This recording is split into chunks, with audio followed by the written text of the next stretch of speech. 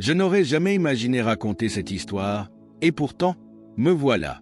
Si quelqu'un m'avait dit il y a quelques mois que ma vie prendrait un tournant aussi inimaginable, j'aurais ri. Je m'appelle Antoine Morel. Je suis un homme ordinaire, vivant une vie ordinaire. Du moins, c'est ce que je croyais. Je vivais à Lyon, en France, avec ma femme, Camille, et nos 2 enfants, Louis et Manon. Ma vie était rythmée par la routine. Se lever tôt, prendre un café, affronter les bouchons et passer mes journées à travailler. Je dirigeais un chantier de construction, supervisant les projets aux 4 coins de la ville. Ce n'était pas un métier prestigieux, mais il était honnête. Il me permettait de nourrir ma famille et de construire quelque chose de concret.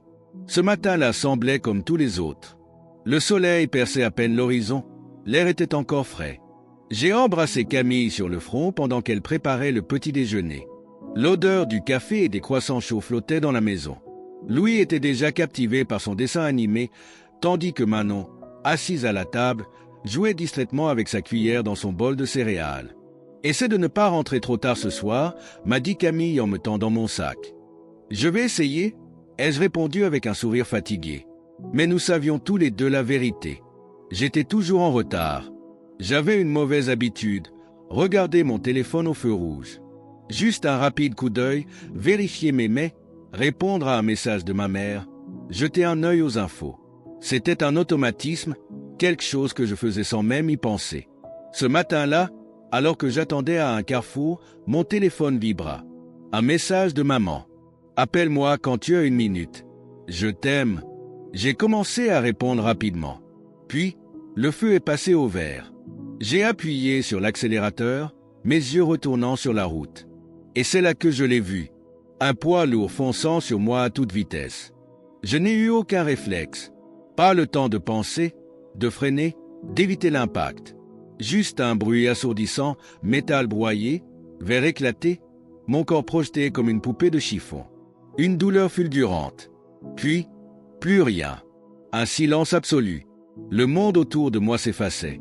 Les sons des klaxons, des cris, des sirènes, tout devenait lointain. Je pouvais encore sentir mon corps, mais il y avait quelque chose de différent. J'étais là, et en même temps, ailleurs. Je voyais ma voiture, complètement écrasée. De la fumée s'élevait des débris. Des passants couraient vers l'épave, criant pour appeler à l'aide. Mais je n'étais plus dedans. Je flottais au-dessus, observant la scène comme si je n'en faisais plus partie. Je me suis vu moi-même, le corps inerte, du sang coulant sur mon front. Mon téléphone était toujours dans ma main, son écran fissuré, mais encore allumé. Ce n'était pas possible. J'ai essayé de parler, de bouger, de crier rien. Et puis, tout a changé. Les contours de ma vision ont commencé à s'assombrir, comme si une ombre s'insinuait, gagnant du terrain à chaque seconde. Un tiraillement puissant, comme si quelque chose m'aspirait. Ce n'était pas douloureux, mais inévitable. Puis, j'ai basculé. Avant d'aller plus loin, si vous êtes nouveau ici, bienvenue dans notre communauté. Nous partageons des témoignages bouleversants sur l'au-delà, la foi et les expériences aux frontières de la mort, NDE. Si vous voulez en entendre davantage, cliquez sur j'aime et abonnez-vous pour ne pas manquer la suite de cette histoire. Et si vous souhaitez être mentionné dans notre prochaine vidéo, laissez un commentaire avec votre prénom et votre ville. Nous sommes impatients de vous lire et de vous saluer dans notre prochain épisode. La force qui m'attirait était implacable. Elle me tirait à une vitesse inimaginable à travers un tunnel que je ne pouvais pas voir, mais que je ressentais. Je n'avais plus de corps, plus de poids, plus de battements de cœur, plus de souffle. J'étais une conscience pure, projetée vers quelque chose d'inconnu. Devant moi, une lumière pulsait. Elle n'éclairait pas seulement, elle m'appelait. Je sentais qu'elle me connaissait. Mais alors que j'avançais, j'ai ressenti autre chose. L'ombre, ce n'était pas l'obscurité comme nous la connaissons, l'absence de lumière. C'était une force vivante. Elle était dense, lourde, oppressante. Elle semblait se contracter et se dilater, comme si elle m'observait. Puis, elle a commencé à murmurer. Pas avec des mots, mais avec des émotions, des doutes, des peurs. Elle voulait me ralentir, m'arracher à cette trajectoire, me convaincre que ce voyage n'était pas le mien. Et alors, une voix retentit. Continue, elle était puissante, comme un commandement. Aussitôt, L'ombre a reculé, sifflant comme une bête blessée. J'ai obéi. Le mouvement s'est accéléré.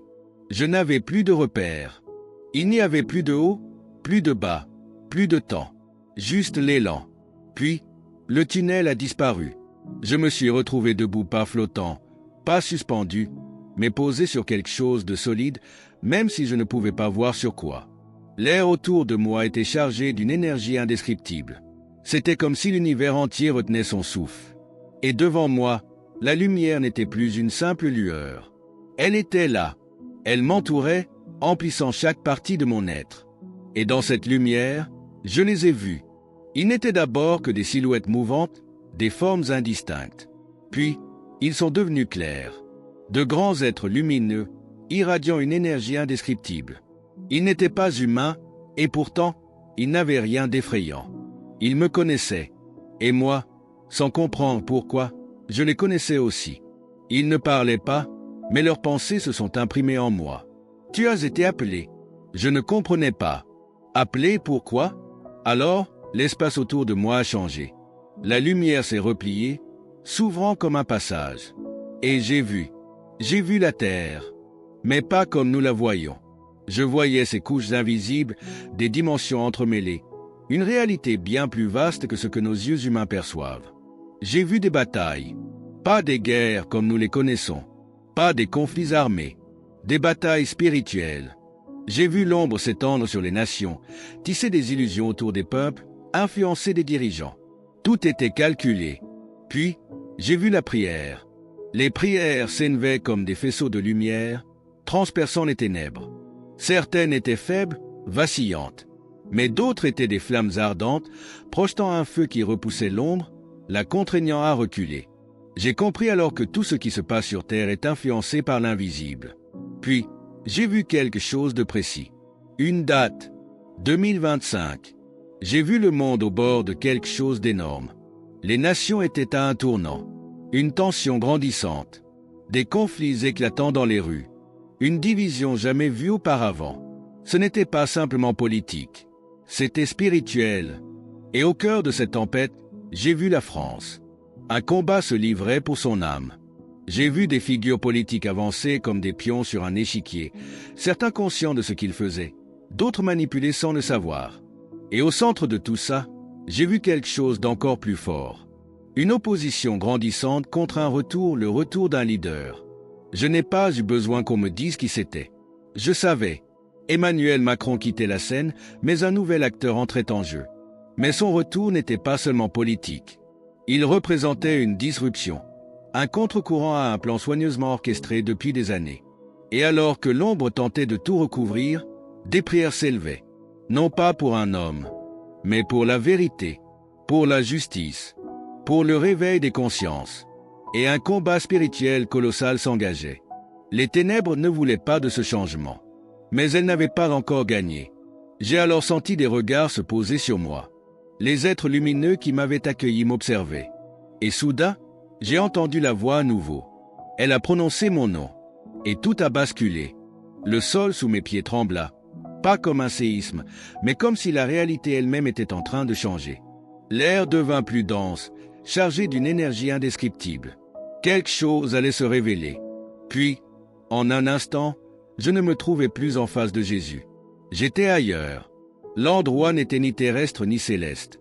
C'était un espace entre les mondes, un lieu où le spirituel et le physique se croisaient. Devant moi, un écran immense apparut, mais ce n'était pas un écran. C'était vivant, une sorte de membrane fluide, lumineuse, qui vibrait et changeait sans cesse. Et alors, ma vie entière défila sous mes yeux. Chaque instant, mon enfance, mes joies, mes échecs, mes regrets. Mais ce n'était pas simplement une série de souvenirs. C'était la vérité. J'ai ressenti les moments où j'avais blessé des gens, non pas de mon point de vue, mais du leur. J'ai ressenti leur douleur, comme si elle était mienne. J'ai vu les fois où j'avais prié. Des prières murmurées dans le noir, convaincu que personne ne m'entendait. Mais il avait toujours écouté. Chaque, unique, prière. J'ai vu comment mes prières avaient influencé le monde spirituel, déclenchant des mouvements que je ne pouvais même pas imaginer. J'ai vu que la prière n'était pas seulement des mots envoyés dans le vide. C'était une arme. Et alors, la vision changea. Je ne voyais plus mon passé. Je voyais notre avenir. La Terre était devant moi, comme une sphère suspendue dans l'espace. Elle semblait familière, mais quelque chose avait changé. Un tournant approchait. Une rupture dans l'histoire. J'ai vu 2025 et la Terre a tremblé.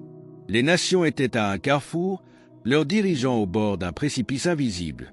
Je voyais des protestations, des divisions plus profondes que jamais. Mais ce n'était pas juste une crise politique. C'était spirituel. Et au cœur de cette bataille, j'ai vu la France. Un combat féroce se déroulait au sommet du pouvoir. Des figures de l'ombre avançaient leurs pions, tissant des plans invisibles au grand public. Mais quelque chose résistait.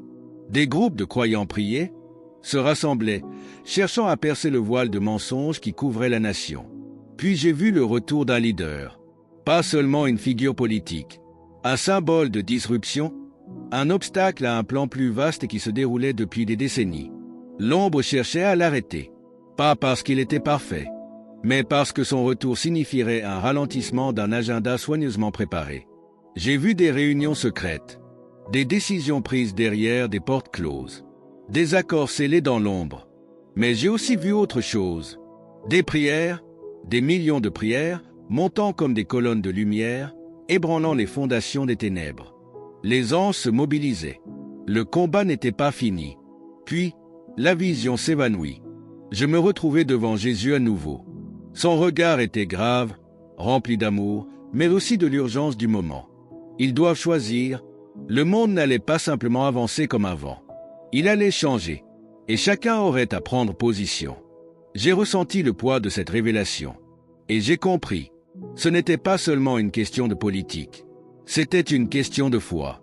Avant que vous ne partiez, si vous avez suivi cette histoire jusqu'ici, alors vous étiez destiné à entendre ce message. Mais ce n'est pas fini, il y a encore plus à découvrir. Cliquez sur la vidéo qui s'affiche à l'écran maintenant. Il y a une révélation qui pourrait changer votre vision des choses. Et avant de partir, faites ceci. Appuyez sur j'aime et commentez Amen ci-dessous pour que vous continuiez à être bénis. On se retrouve dans la prochaine vidéo. Les paroles de Jésus résonnaient encore en moi. Ils doivent choisir. Ce n'était pas seulement des mots. C'était un avertissement. C'était un appel. Et soudain, je sentis un poids s'installer sur mon âme. Pas un fardeau de peur, mais un sentiment d'urgence. J'avais vu ce que personne ne pouvait voir. J'avais compris ce que peu étaient prêts à entendre. Et maintenant, je devais parler. Avant que je puisse poser la moindre question, tout autour de moi changea. Un vent invisible me tira vers l'arrière, comme si je chutais à une vitesse inimaginable. La lumière, la présence de Jésus, tout s'effaçait. Non, je n'étais pas prêt à partir. Je voulais rester. Je voulais comprendre plus encore. Mais je n'avais pas le choix. L'attraction devint plus forte, et avant même que je puisse réagir, je tombais. La douleur. Une douleur écrasante. Un poids lourd sur ma poitrine, une brûlure dans mes poumons, un choc dans tout mon corps. Puis le son. D'abord lointain, étouffé. Des bips, des voix, des mouvements autour de moi. Et puis la lumière. Mais ce n'était pas la lumière que je venais de quitter. C'était une lumière artificielle, une lumière stérile et froide. Les néons d'une chambre d'hôpital. J'étais de retour. Je pris une grande inspiration, l'air brûlant ma gorge. Mes yeux papillonnèrent. Tout me semblait étranger. Je sentis des mains agripper mes bras, vérifier mon pouls, des médecins et des infirmiers se précipiter autour de moi. Et puis, une voix pleine d'étonnement. « Il est revenu ?» L'incompréhension me submergea. Je n'aurais pas dû être ici. Puis, je me souvins. La lumière, la voix, Jésus, la mission. Je tournai légèrement la tête et, pendant un bref instant, je le vis. Une silhouette, dans un coin de la pièce. Elle était là, elle m'observait. Ce n'était pas un médecin. Ce n'était pas humain. Et puis, en un clin d'œil, elle disparut. Des larmes montèrent à mes yeux. Je n'étais pas fou. Je n'avais pas rêvé. J'avais été là-bas. J'avais vu. J'avais rencontré Jésus. Et maintenant, j'étais revenu. Mais pourquoi moi? Pourquoi avais-je reçu cette mission? Je n'avais pas encore les réponses. Mais je savais une chose. Je ne pourrai plus jamais me taire. Les jours suivants, mon réveil furent flous, comme si j'étais coincé entre deux réalités. Tout semblait familier, et pourtant, rien ne l'était plus. Les médecins parlaient de miracles. Vous avez été cliniquement mort pendant plus de 5 minutes, m'a dit un des docteurs en secouant la tête. Aucune séquelle, aucun dommage cérébral. Nous n'avons aucune explication. Mais moi, je savais.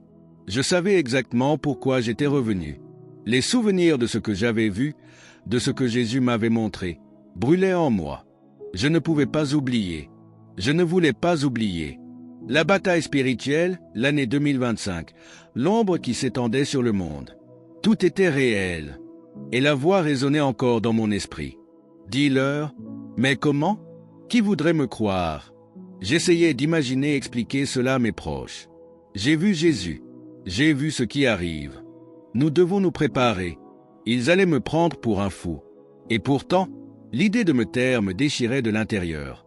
J'avais été témoin de la vérité. J'avais vu comment les croyants dormaient, inconscients de la guerre qui faisait rage autour d'eux. J'avais vu le retour d'un leader et la guerre invisible qui entourait ce moment. Et surtout, j'avais vu la puissance de la prière. La seule arme capable de repousser les ténèbres. Je devais en parler. J'ai commencé doucement. Ma femme fut la première à savoir. Je lui ai raconté tout ce que j'avais vu, chaque détail. Ses mains tremblaient. Ses yeux étaient remplis de larmes. Puis ma famille, mes amis. Certains m'ont cru immédiatement, d'autres non. Mais peu importe, parce que je ne faisais pas cela pour convaincre. Je le faisais parce que c'était ma mission. Et plus je parlais, plus je réalisais quelque chose d'essentiel. Ce message n'était pas seulement pour moi. Il était pour tout le monde. Un petit service à vous demander. Nous ne gagnons pas d'argent avec ces vidéos. Nous faisons cela par conviction, parce que ces témoignages changent des vies. Si vous souhaitez nous aider, le meilleur moyen est simplement de vous abonner à la chaîne et de laisser un j'aime sur cette vidéo. Vous ne pouvez pas imaginer l'impact que cela a. Nous sommes en train de construire quelque chose de puissant ici, une communauté de personnes en quête de vérité, de sens, de réponses que personne d'autre n'ose donner. Et vous en faites partie. Alors si ce n'est pas encore fait, abonnez-vous et cliquez sur j'aime. Cela nous aide plus que vous ne le pensez. À très bientôt pour la suite. Le poids de mon expérience ne me quitta jamais. Peu importe le temps qui passait, les souvenirs restaient intacts, gravés dans mon âme comme une cicatrice indélébile. J'ai essayé de reprendre une vie normale, de me fondre à nouveau dans la routine. Mais c'était impossible. J'avais vu trop de choses. J'avais ressenti trop de choses. Et surtout, j'avais compris quelque chose que peu de gens étaient prêts à entendre. Le monde avançait à l'aveugle vers un tournant irréversible. La bataille spirituelle atteignait son paroxysme. Et 2025 ne serait que le début. Je regardais les gens autour de moi, mes collègues, mes voisins, les passants dans la rue. Ils n'avaient aucune idée de ce qui se passait. Ils vivaient leur quotidien, absorbés par leurs problèmes, distraits par les écrans, inconscients de la guerre invisible qui faisait rage autour d'eux. Et je ne pouvais plus rester silencieux. J'ai commencé à parler plus fort, à partager mon témoignage, à raconter ce que j'avais vu, à prévenir des changements qui allaient arriver. Certains m'ont écouté, d'autres m'ont ignoré, mais je savais que ce n'était pas mon rôle de convaincre. C'était mon rôle de semer la vérité. Et ceux qui avaient des oreilles pour entendre sentiraient, au plus profond d'eux-mêmes, que quelque chose se préparait, quelque chose d'énorme, quelque chose qui allait tout changer. Je ne savais pas où ce chemin allait me mener, mais je savais une chose, je ne me tairais plus jamais. Jésus m'avait confié une mission, et j'allais l'accomplir.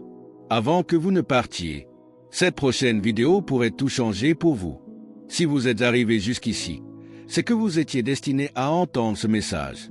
Mais ce n'est pas fini, il y a encore une révélation capitale à découvrir. Cliquez maintenant sur la vidéo qui apparaît à l'écran. Ce que vous allez entendre pourrait transformer votre vie. Et avant de partir, faites ceci. Appuyez sur j'aime et commentez Amen ci-dessous pour que vous continuiez à être bénis. On se retrouve dans la prochaine vidéo.